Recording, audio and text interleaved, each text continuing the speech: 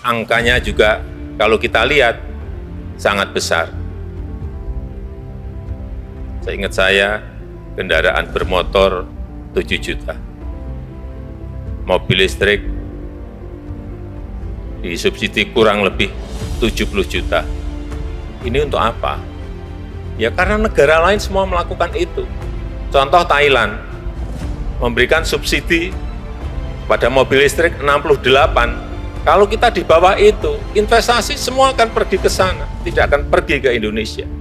Inilah dunia yang memang berkompetisi sangat ketat sekali. Saat ini yang tidak work from home, ya mereka bisa menggunakan kendaraan umum, bisa menggunakan kendaraan yang berbasis, kalau ada, berbasis listrik, dan roda empatnya bisa hybrid, bisa elektrik. Nah, efektif tidaknya kan baru 2 hari kita lihat. Yang terpenting Pemda DKI memberikan contoh untuk menurunkan polusi. Semoga bisa diikuti oleh pihak-pihak swasta yang lain dengan mengatur dirinya sendiri.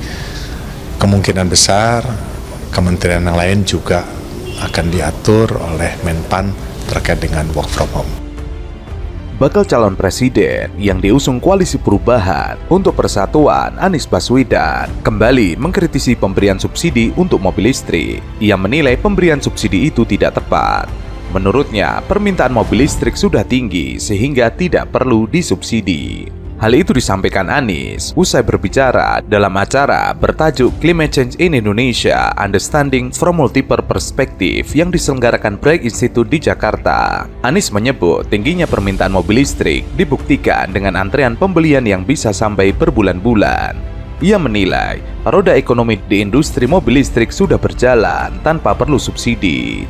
Kalau demandnya tinggi, buat apa dapat subsidi? Toh pasarnya sudah menyerap hasil produksi. Dan inilah sebabnya ia melihat dana subsidi untuk kendaraan listrik itu lebih tepat dipakai untuk subsidi kendaraan umum. Apalagi subsidi kendaraan umum itu dirasakan oleh banyak orang. Kalau kita bicara electric vehicles ya, ini kan masyarakat masih baru, sesuatu yang baru itu perlu didorong. Nah ini sebetulnya insentif pajak ini membuat masyarakat jadi aware, oh ya saya bisa mendapatkan ini dengan harga yang relatif lebih murah. Contohnya saja, tahun lalu pada saat electric vehicle diperkenalkan, di tahun 2021 penjualannya 700 unit, namun kemudian di 2022 dipamerkan bahwa ini ada electric vehicles yang harganya terjangkau. Ini harga terjangkau ini juga penting. Dengan harga kisaran 300 juta ke bawah, masyarakat berpikir nih, kalau saya beli ini, dia bisa menghemat penggunaan fossil fuel dan bisa dicolok di rumah.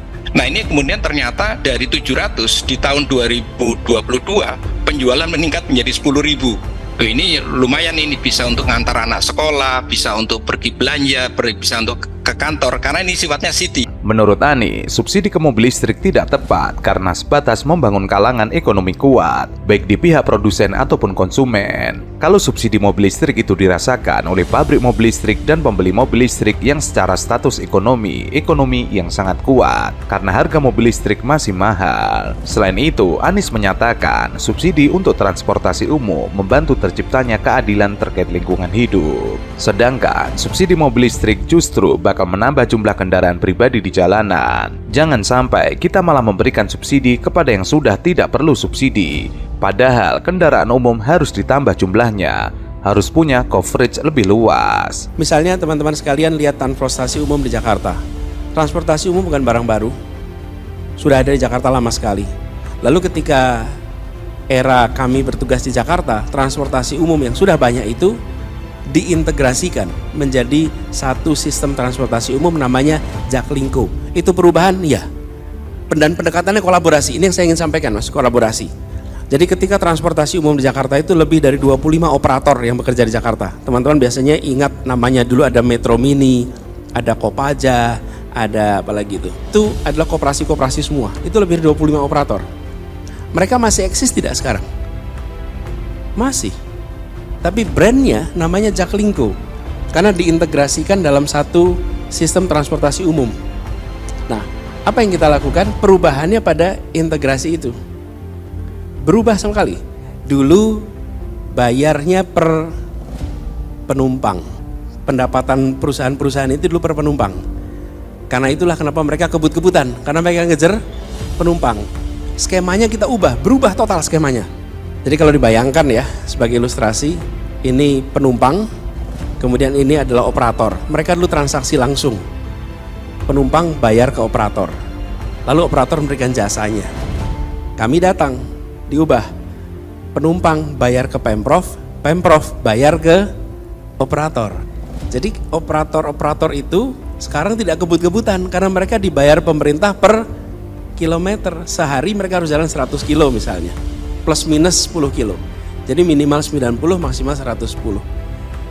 Berubah total cara pengelolaannya. Ia mencontohkan kendaraan umum yang beroperasi di wilayah Jabodetabek yang menurutnya harus ditingkatkan, tapi kapasitas fisikalnya berbeda.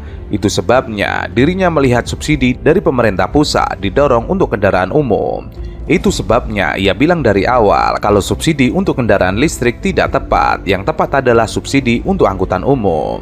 Meski demikian, ia mengatakan penggunaan mobil listrik tetap perlu didorong, tetapi bukan dengan cara memberikan subsidi. Itu kebijakan baik bahwa mobil listrik kita dorong, tetapi tidak perlu diberikan subsidi. Sebelumnya, Menteri Koordinator Bidang Kemaritiman dan Investasi Luhut Binsar Panjaitan kembali menyindir orang yang nyinyir terhadap program elektrifikasi kendaraan. Banyak masyarakat menduga bahwa sindiran Luhut Panjaitan tersebut ditujukan kepada Anies Baswedan. Untuk itu, Luhut meminta agar pengkritik program elektrifikasi kendaraan dapat melihat secara keseluruhan, tidak sepotong-potong.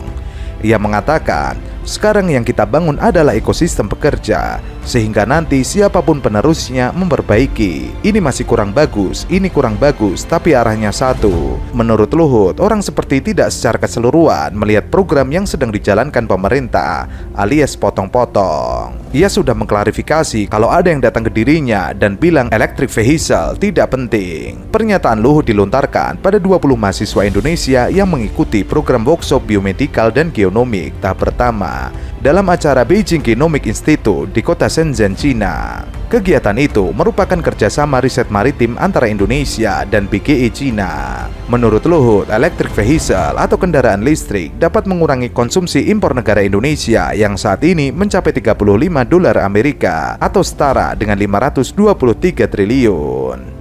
Luhut juga membahas jika mobil listrik yang menggunakan baterai sebagai bahan pembangkit listrik akan masuk dalam program pemerintah melalui Just Energy Transition Partnership. Batu bara itu sudah ada JETP untuk upaya menyudahi program pembangkit listrik tenaga batu bara sambil membangun renewable energy, hydropower, geothermal, dan sebagainya.